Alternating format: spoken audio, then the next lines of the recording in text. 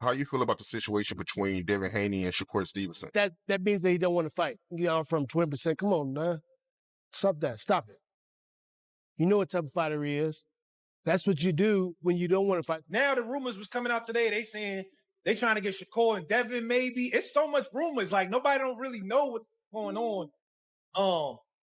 You don't feel like that's a duck if he go take Devin? Anybody outside of Devin and Tank, then everybody know he ducking. Then He king ding-a-ling.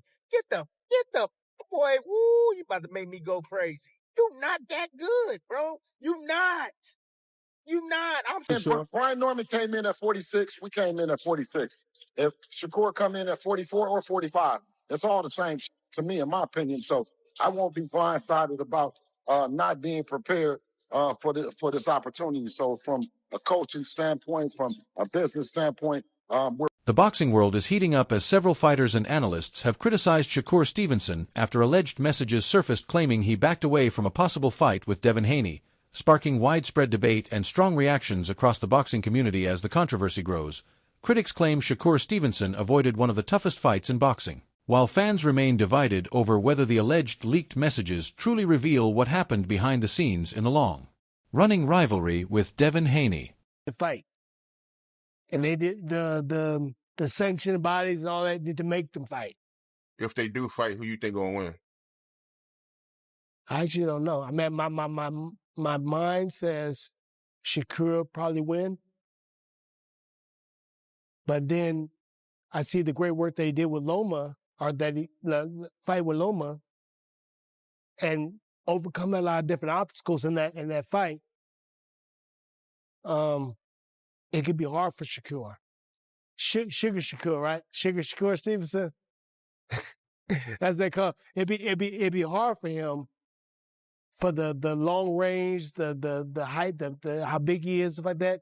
And then what makes me think even more is when Shakur said he sparred with Crawford, and he had lots of problems with Crawford. Even though Crawford wasn't punching him hard or whatever, but you know what he had problems with? He had problems with the long arms and the height of Crawford. So he couldn't counterpunch like he wanted to. With Crawford. Crawford probably wouldn't hit him hard, but it's different. It's a different, he's longer and stuff. It's harder. So that could be a problem for Shakur that will. Benji recently shared an update that added more attention to the long-discussed Shakur Stevenson versus Devin Haney fight, claiming the matchup is being delayed once again.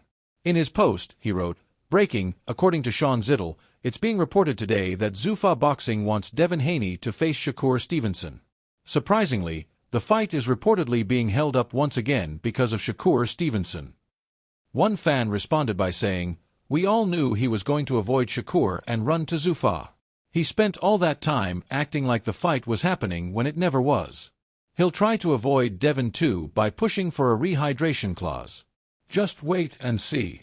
Another fan wrote, "Dana White isn't going to give fighters who avoid real competition a safe place to hide. The good times are over for Shakur and Keyshawn." Following his latest win, Devin Haney made it clear that he wants the biggest fights available, calling out Shakur Stevenson and describing the matchup as one of the biggest fights in boxing today. Haney also took to social media to challenge his longtime rival directly. While many fans welcomed the potential showdown, others questioned Stevenson's willingness to make the fight happen, noting that despite years of back and forth between both camps, the matchup still has not been finalized. This has added to the growing claims that Shakur Stevenson is avoiding a fight with Devin Haney, especially as Haney continues to publicly call for the matchup. Many boxing fans and analysts believe Haney has repeatedly shown he's ready to face the best fighters, while Stevenson's failure to finalize the fight has raised even more doubts and sparked further debate about his intentions. Confirms what I've been saying. 3-division world champion, former undisputed lightweight, former WBC junior welterweight, and reigning WBO welterweight world champion, first ballot Hall of Famer once he retires, superstar boxer, top 5 pound-for-pound best fighters in the world, Devin the Dream Haney, 33 wins, no loss and no draw, 15 wins by way of knockout. He calls out another first ballot Hall of Famer of his era. Ironically enough, Devin Haney is 27, and the person he calls out is 28 years old, who's another first ballot Hall of Famer, Olympic silver medalist, 4-division world champion, former unified super featherweight, who simultaneously, up until yesterday, held the WBC 135-pound title and the WBO 140-pound junior welterweight title. At the same time, superstar boxer, 4-division champion, who will be a first ballot Hall of Famer, Shakur Stevenson, who is 25 wins, no losses, no draw, 11 wins by way of knockout. So Shakur Stevenson and Devin Haney, as I said, and Devin Haney confirmed it, as you see there, this is the next super fight in the sport of boxing. The possibility of a Devin Haney versus Shakur Stevenson fight now looks more realistic than ever after reports suggested both fighters have joined forces with Zufa Boxing. Haney recently signed a major deal with the promotion, and Stevenson is also reportedly heading in the same direction, bringing two of boxing's biggest names under the same organization and increasing the chances of the long-awaited matchup. For years, promotional and business issues were seen as the biggest reasons the fight never happened, but those obstacles could now be greatly reduced. With both fighters reportedly connected to the same organization, negotiations may become much easier, allowing both sides to focus on reaching an agreement and finally setting a date for the long-awaited showdown. Many people within the boxing industry believe Zufa Boxing has every reason to make this fight happen, as a Devin Haney versus Shakur Stevenson showdown would be one of the most highly anticipated events in the sport and could attract massive attention from boxing fans around the world. News, Shakur Stevenson signs with Zufa Boxing, apparently, according to Eddie Hearn. Let's watch. Shakur Stevenson. Yeah. Does that kind of open the door for you to work with Shakur, obviously? No, Shakur signed with Zufa, so that'll be him moving forward. But I just don't know who they're going to put him in with. Because you see, Zufa are paying, like, as a business, they're paying these guys 5 times more than anybody else will pay them. To fight who? Like, who are you going to put Shakur? What, you can put Shakur in with O'Shaquie Foster and give him $15 million? I mean, good luck to Shakur. I love him. I said to him, great, mate. But yeah, it's a weird model, and it's a model that's not going to last. According to Eddie Hearn, Zufa Boxing is offering massive financial deals to attract top fighters, including Shakur Stevenson. Hearn said the promotion is prepared to spend what many would consider huge amounts of money to sign established stars, helping it quickly build a strong reputation and gain credibility in the boxing world. While the approach has attracted plenty of attention, Eddie Hearn questioned whether that level of spending can continue over the long term. He suggested the huge financial offers are designed to make an immediate impact and persuade top fighters to sign, rather than serve as a business model that can be sustained for many years. Eddie Hearn said several fighters have already been drawn to the big financial offers being made, but he is still interested to see if Zufa Boxing will be able to keep offering those same high-value contracts as more fighters join the promotion.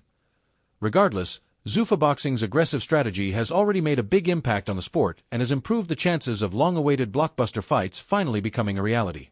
I think Eddie damn well knows exactly what Zufa's trying to do. It will be very interesting to see how long they keep this kind of model up. But if this is correct, and I don't have any reason to doubt Eddie, but if this is correct and Zufa have signed Shakur Stevenson for his next fight, maybe it's a one-fight deal, maybe it isn't. I have no idea. They did that with Conor Benn. Supposedly it was a one-fight deal. Who knows? The game plan is simple here. Outspend everyone, grab up all the talent, and then undercut the rest of boxing. If you have all the talent, even if you have to spend more at the beginning, which they are going to, and they are clearly, and then you take that talent from everybody else whose contracts are coming up, then the rest of the sport does have to somewhat capitulate that you have the best roster and or the best league, which the UFC's Zufa Boxing alternative is kind of working toward, right? The UFC model. Fighters are going to want to be there. The best in the world are going to want to be there. It's a long-term play, and I think Eddie knows this, that it's not meant to be sustainable to sign,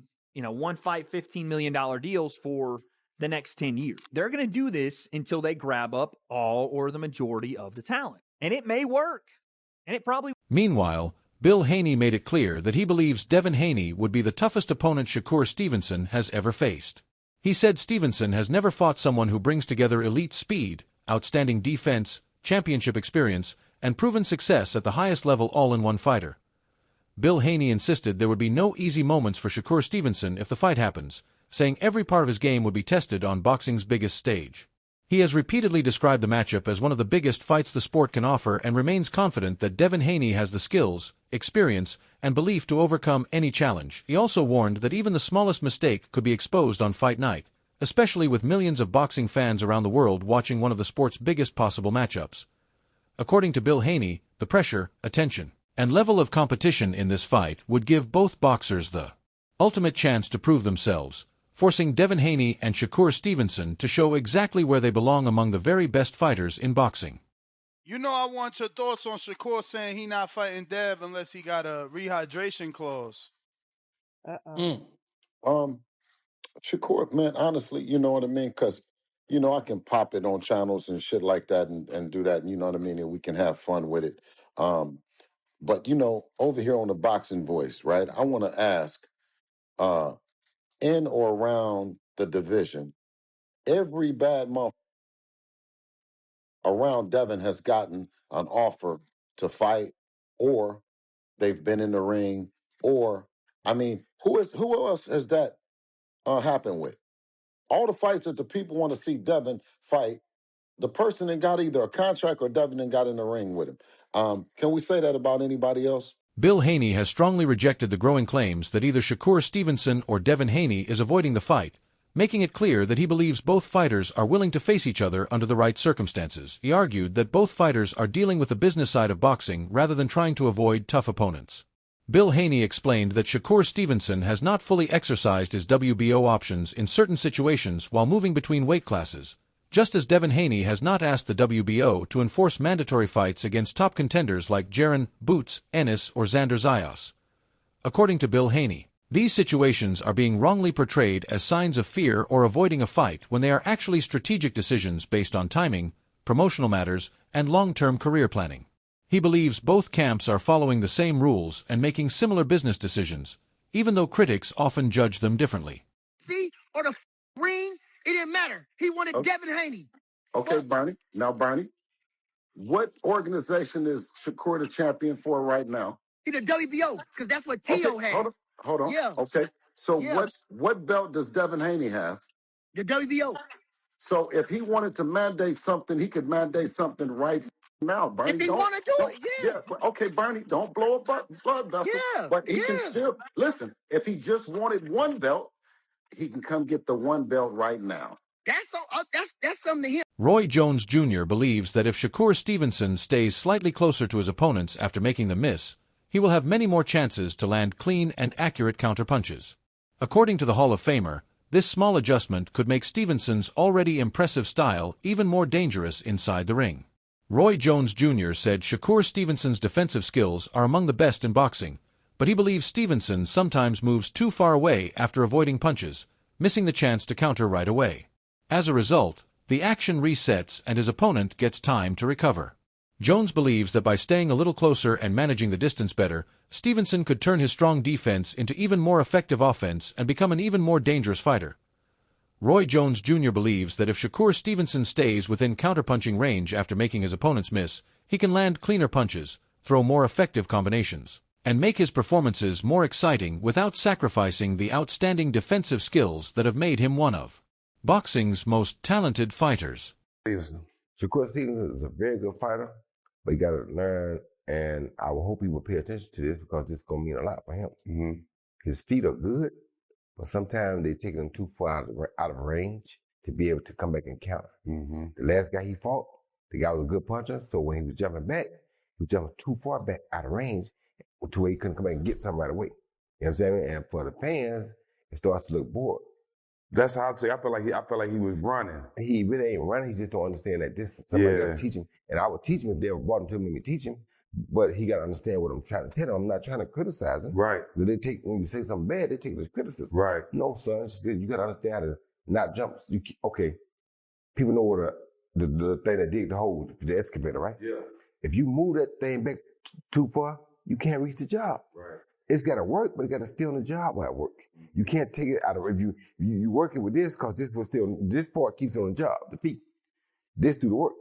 If you take the thing and move it back, it's off the job. It can't work no more. Right. So if you move back every time off the job, it ain't gonna ever get no work done. So now it's gonna become boring. Despite the ongoing debate, Shakur Stevenson remains confident that he has everything needed to defeat Devin Haney if their long-awaited fight finally happens. Stevenson has repeatedly said he believes his ring IQ, elite defense, and ability to control the pace of a fight would give him the advantage against his longtime rival. In previous interviews, Shakur Stevenson has said he believes Devin Haney would have a difficult time dealing with his movement, timing, and counterpunching ability. He has insisted that his style is the perfect one to take away Haney's biggest strengths, adding that controlling the distance and stopping Haney from using his trademark jab would be the key to winning the fight.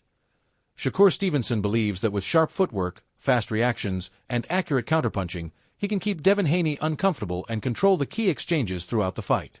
He has often described himself as one of the most complete fighters in boxing and has suggested that many opponents are reluctant to face him because of the unique challenges his skills bring inside the ring.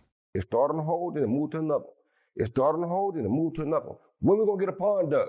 We're not, because it's taking off the job too much. You got to leave it on the job for it to get a pawn dug. And that's his only thing. He a great fighter. He got great eyesight. He has great reaction time. He going to be a great fighter. He just got to figure out how to use them feet a little different. Is he the best defensive fighter out of all four of them? Right now, defensive, yes, because his defense is with his feet. That's what people don't understand. Defense isn't with your hands, it's with your feet. And he has the best foot defense of the game. Mm-hmm. So if he uses it for defense, when it's strictly defense, yes. But when you want to make it offensive, you can't do the same. You got to cut it in half. And that's the only thing he had a problem with. Once he learns that or figures that out, he gonna be a killer. Would the skill he has now make him the best out of them four? Right now, no. Because some people gonna say, boy, and the reason the rest of them don't want to fight him is because they know he know that back foot game so well that he's not going to engage until he wants to engage. Mm-hmm. And that's a good thing too. But for the fans and to be not right now, the ratings, you got to be able to engage when they need you to engage. Mm-hmm. You can't, and you're gonna become. Shakur Stevenson has also said that if he moves up to the welterweight division and fights at 147 pounds, he would want a rehydration clause included in any major fight contract. The undefeated champion believes that large weight gains between the official weigh-in and fight night can give naturally bigger fighters a significant advantage inside the ring. Stevenson has pointed out that in modern boxing, some fighters gain a significant amount of weight between the official weigh-in and fight night, allowing them to enter the ring much bigger and stronger than the weight limit suggests. He believes this can have a major impact on power and durability, making weight management an important part of elite competition. By requesting a rehydration clause, Stevenson says he wants to keep the contest as fair as possible and stop opponents from gaining an excessive size advantage after making weight. Hell no. Yeah. For me, personally, I'm on a different level than everybody. Yeah. And when it comes down to boxing, because Devin, he's a... Joe Rogan has expressed confidence that Shakur Stevenson could still compete with the best fighters even if he moves up to the 147-pound division without a rehydration clause. The statement reflects Rogan's belief that Stevenson's elite boxing skills, strong fundamentals, and technical ability would allow him to remain competitive against naturally bigger opponents.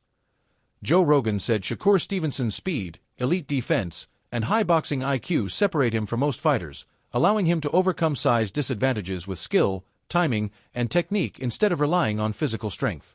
Rogan also dismissed concerns about a possible rehydration clause, saying, if there's a rehydration clause, it won't matter. He's not going to come into the fight drained. He'll simply adjust his training and do extra cardio to make sure he's ready. Rogan added that the extra conditioning would only make Shakur Stevenson even more dangerous, saying it could make him a terrifying opponent. Terence Crawford has also been one of Stevenson's strongest supporters, repeatedly praising his elite technical skills and suggesting that many fighters are hesitant to face him. Crawford has often pointed to Stevenson's outstanding speed, defensive ability, and high boxing IQ, saying he has the talent to adjust to any opponent and make smart changes during a fight. His comments reflect a belief shared by many in the boxing world that Shakur Stevenson's style presents a high-risk, low-reward challenge, making him a difficult opponent for any top contender. While some critics believe this has limited his opportunities for major fights, supporters like Terence Crawford see it as clear evidence of Stevenson's elite skill and ability. I want me to come to 147, I'm coming in with rehydration clause. I don't even do that. But why am I going up to these guys' weight classes if I'm not planning on going there? So any of y'all want to fight me at 147? Yeah, rehydration. 10 pounds. 10-pound rehydration. That like the IBF rule, basically. You got to understand, that means on fight night, when we get in the ring, they're going to be 157, maybe 158. Max. No bigger than 160 that night. Right. I'm cool with that.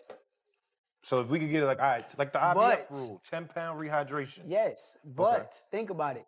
If there's no rehydration clause, these guys going to get it up to 170 pounds. Yeah, 175. I'm in the 140s on fight night. Yeah.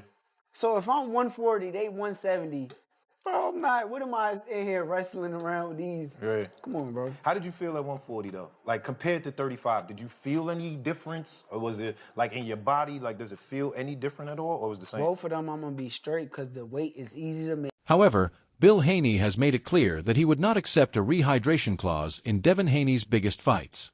If Shakur Stevenson insists on including one, it could become a major issue during negotiations. Bill believes restricting how much a fighter can rehydrate after the weigh-in is unnecessary and could place Devin at an unfair disadvantage, especially when facing naturally bigger opponents. Bill Haney argues that elite fighters should compete under the standard rules without extra contract conditions that could affect their performance on fight night.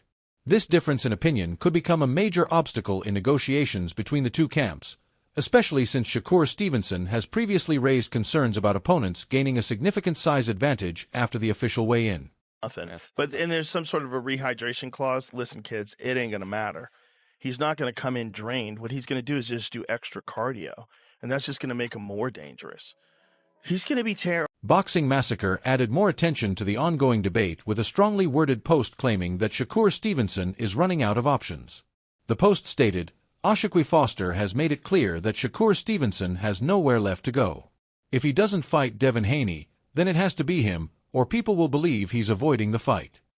It also pointed out that Stevenson's other realistic option may no longer be available, with Raymond Muratalla reportedly expected to face Robson Conceição instead.